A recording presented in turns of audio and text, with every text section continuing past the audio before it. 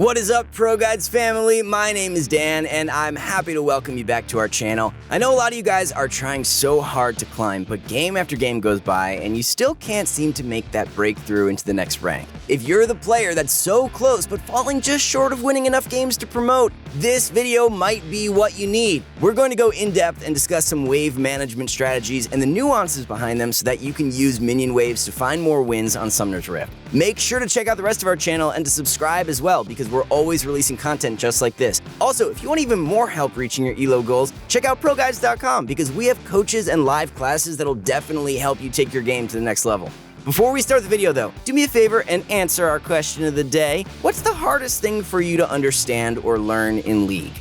What I personally struggle with is knowing when I can win a fight or not. I haven't played every champion, and definitely not every matchup, so it's hard for me to know whether or not a fight I see is a fight I want to take. But let me know your answers in the comments below. I'd love to read through them. With that said though, let's run through wave management. The first thing, which I believe is arguably the most important, is understanding the concept of slow pushing and stacking waves. We're going to cover this in depth first. While a lot of you guys might already know about slow pushes, I'm going to give a quick refresher to help out the guys that are just hearing about this for the first time. In almost any situation, a minion wave is pushing to one side or another. Generally, if we want to actively cause a lane to push, we hit minions, and thus the term is coined as pushing. When we push a lane, we can either fast push or slow push it, and the meaning behind those two terms are very straightforward. Fast pushing a wave means that you try to hit as many minions as you can and basically attack over and over to clear waves as soon as you can. A slow push, however, requires a bit more thought, as you're trying to make sure that a wave is pushing, but as slowly as possible. Especially in low elo, we don't see many players take advantage of this strategy. When you look at high elo in professional games, however, you see that almost all players utilize the slow push at some point in the game because of how powerful it is. On the topic of slow pushes, one of the first strategies I want to present to you guys is something called cheater recall. The term is coined by LS, and unfortunately the meaning of this one isn't as straightforward. Essentially, this strategy is one that allows you to get in a free early recall after the third or fourth minion wave of the game. This strategy only works in side lanes because they're longer, but is much more commonly seen in the top lane than the bottom lane. Getting in this very early reset allows you to make a small purchase such as a Doran's item, Cull, or a small component like Long Sword, Amplifying Tome, and maybe even a Control Ward. You sacrifice little to nothing, so in what world would you not go for it? First off, we need to talk about how to utilize this strategy. As you can guess, the most important part of the strategy is to utilize a slow push. It's much more plausible to slow push a lane when your champion or your duo has a stronger level 1 than your opponent's. You want to push the lane as slowly as you can, so if your opponent is confident enough to walk up to the wave and start pushing it, it's going to be a huge hindrance because you're going to have to deal some extra damage to minions to catch up. This clears out both minion waves and means that you won't be able to stack the waves, which is your goal. First, you want to walk up to the wave at level 1 and hit a minion once to establish the slow push. From there, you need to zone your opponent off the wave and allow this slow push to build. Last hit only unless your opponent sacrifices health to push the minion wave. If they do, you'll have to poke them down as much as you can. Push them off the wave and then try to re-establish the slow push. If they hit the wave a few times, you can hit it back the same number of times, but this can sometimes be a bit too much. You'll have to learn from experience, but with practice, you'll get better at eyeballing a wave and determining which way it'll push. After getting the slow push going and zoning your opponent off, wave number 2 should be on the way. Remember that in solo lanes, you hit level 2 after clearing the minion wave, then clearing one melee minion in the second wave. In a duo lane, it's the first wave, then clearing all 3 melee minions in the second wave. Because you've established the slow push, this means you should hit level 2 first. If your opponent knows you're going to hit level 2 first, they should back off and respect you. When they don't, it's okay to abandon the strategy and just go for a normal level 2 solo kill. However, once that second wave arrives, you need to continue building the wave and making sure your push is slow. The reason you're taking it slow is because the most important wave is your third wave. This minion wave has a siege minion, or cannon minion if you prefer to call it that. If you manage to build a wave with a siege minion and get to crash it into your opponent's turret, that buys you a lot more time for that recall. They can tank a ton of turret shots, so your opponent will be stuck farming under turret while you're back home buying items and walking back to lane. Covering the slight nuance, let's talk about why you might actually crash the wave on your fourth one. Sometimes things don't go as smooth as you'd like. We mentioned earlier that if your opponent decides to play aggressively, they can indeed push waves and force you to trade basic attacks on minions to push waves back. This inevitably clears out both minion waves, and sometimes you won't be able to stack the minions starting from the first wave. Instead, you might have to start slow pushing starting from the second one. If your champion is significantly stronger at level 2 than at level 1, for example, you might have had to give up a little bit of pressure on the first minion wave, but then manage to take control again once you hit level 2. By this point, you'd be on the second minion wave and you'd be trying to slow push until your fourth wave arrives. If things work out, you'd still push in a siege minion alongside some smaller buddies into your enemy's turret and have time for a quick recall. Another big reason you want to build the habit of slow pushes is that these are how you can get the most rewarding turret dives on your opponents. Theoretically, even if you trade 1 for 1 or 2 for 2 under your opponent's turret, it should be worth it for you because you end up denying a ton of EXP and gold while you're both dead. If you manage to stack up a big minion wave before a successful dive, you put your opponent even further behind. Whether you're playing Clash, Ranked Flex, or even solo queue, there will come a time when the play is to dive your opponent. It's not something to be afraid of, but instead, it's something you'll need to take risks in order to learn how to execute effectively. Slow pushes are fundamental to execute successful and rewarding dives. The moment your wave begins to slow push is when you need to inform your teammates that you need their assistance. With practice, you can get a general idea of how long it'll take you to completely crash in a slow pushing wave. In your 5-stack, you should definitely practice executing plays where a side laner tells their jungler and mid laner that their wave is slow pushing the moment they notice it. This will give both of them time to react to this information and come around to add 2 extra bodies to ensure a smooth, successful turret dive. In solo queue, you can use an assist me ping and tell your teammates you want to dive well in advance. Whether they listen or not is going to vary by the game, but it doesn't hurt to try, right? High elo players absolutely do this. Don't make excuses for yourself. Practice and learn to take risks, guys. That's how you'll become high elo as well. These sorts of plays are daunting, I know. Sometimes you're going to try them and fail miserably. When you don't know why those plays went wrong, I encourage you guys to check out our website to hit up a coach to help you guys look through some replays and learn from them.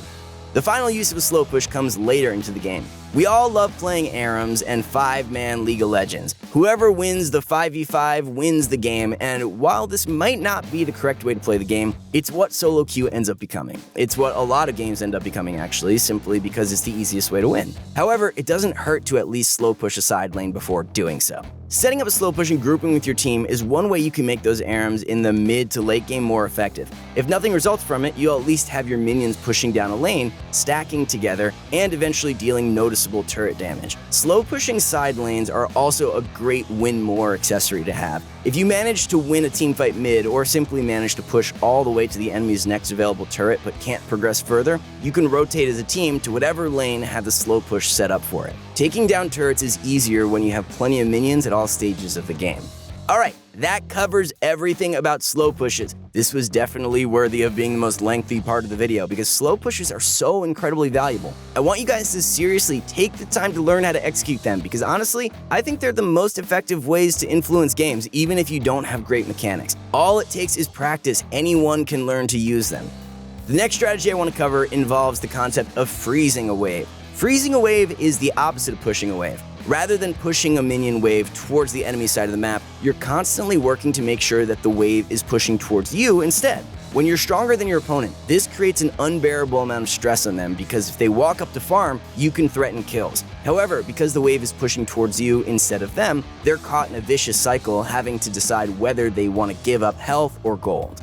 One proactive way to create a freeze is to use a technique known as pulling or dragging a wave. This technique has applications at all stages of the game, but let's talk about the very early game first. Although we talked about how slow pushing waves lets you pressure opponents and even go for a cheater recall, pulling a wave forces your enemy to be proactive. Especially when they need farm or time to scale up, pulling a wave and setting up a freeze can be a death sentence. Some of you guys struggle with starting or maintaining freezes, and I'm here to tell you that dragging minion waves around and manipulating them is a tool that'll make it so much easier to do. At level 1, you can immediately cause a lane to push towards your turret as long as you're first to lane. By default, the 6 minions in the first wave are programmed to split their targets up. However, if you draw the enemy minion wave's attention and have it target you first rather than your first minion wave, you can break this programming and have them all target the same minion first. The way you accomplish this is by, in a side lane, walking towards the brush closest to the enemy turret, waiting for the enemy minion wave to arrive, walking out of the brush to grab their attention, manipulating their movement so that they move upwards, allowing the melee minions to clump up a bit, and finally walking back into the brush so that the enemy minions once again walk towards yours. Aside from target selection, this also sets up the wave to push towards your side of the map because it causes the minion wave to meet closer to the enemy's turret. Given an equal minion wave, whichever side the minions are closer to is the one that will push because the next wave will reinforce that side faster as they arrive at that meeting point first. This technique can put your opponents in a ton of trouble, especially if your jungler is starting on the opposite side of the map. The generic advice you hear to receive ganks is to set your junglers up for success. In many ways, this advice is true, and you can make it so much easier for your jungler to gank for you if you utilize this technique. As long as you don't push the wave back too hard, pulling the first minion wave sets up the lane to push into you, and thus you can freeze it and wait for your jungler to arrive. Even if your opponent expects this gank coming and wards for it, the fact that your jungler tries to gank them should force your enemy to back away. With just that, you can create EXP and gold advantages by forcing your opponent to concede minions from the fear of feeding kills. Even later on in the laning phase, or even in the mid-game, you can still pull minions to create optimal minion waves for yourself. Let's say, for example, you find yourself in a situation where all of your minions died, but there's still one more caster minion left on your opponent's side. A one caster minion advantage isn't enough of one for you to retain a freeze if the minion waves meet closer to your side of the lane. Instead, what you want to do with this final straggler is drag him closer to the enemy's side of the lane, a little bit closer to their turret. This will ensure the wave continues pushing into you if you're trying to keep up those freezes. In the mid-game, if you've fallen far behind and need some time to catch back up, you'll sometimes want to create freezes so that you can safely get some income and get back into the game. Pulling waves will help you accomplish this as well, so make sure to practice this technique thoroughly. An important note about pulling waves is that even without brushes, you can use this strategy in the mid lane as well. While slow pushes are relevant in the mid lane as well because it's shorter, you won't gain as many benefits from cheater recalls or stacking waves for dives. However, pulling waves, especially when you're in lane by yourself, is just as effective in all three lanes. When you force your opponent to take bad recalls, you can pull waves to slow push into you so that you can deny farm.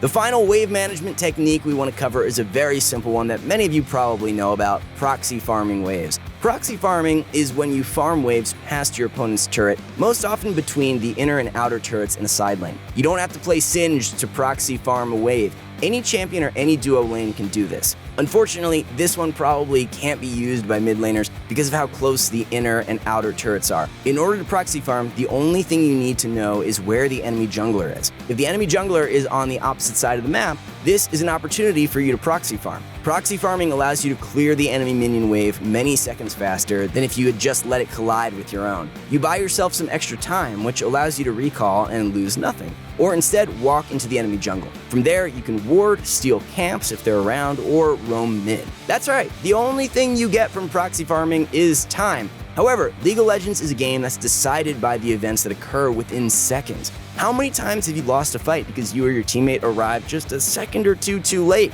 I'm sure there are plenty that come to mind, and that's why you'll definitely want to take advantage of proxy farming when the opportunity presents itself. That covers this video, so let's wrap it up with a short recap of everything we covered. We talked about different wave management techniques and their benefits. The one we talked most about was slow pushes because they put an immense amount of pressure on your opponents and even open up the opportunity for a cheater recall if you're playing a side lane. Slow pushes also make dives more rewarding and grouping with your team a little safer. Pulling waves is a great way to jumpstart freezes that'll allow you to deny resources for your opponent or instead make it easier for your jungler to gank. You can pull waves at all stages of the game and also use this technique in the mid lane as well. Finally, proxying waves when it's safe to do so is a great way to buy yourself some extra seconds to make a play or instead take a fast recall while losing nothing. That covers this video on wave management techniques. Thank you all so much for watching. Once again, I encourage you guys to check out ProGuides.com where we've got the best content to help you guys improve. Until next time, best of luck on Summoner's Rift.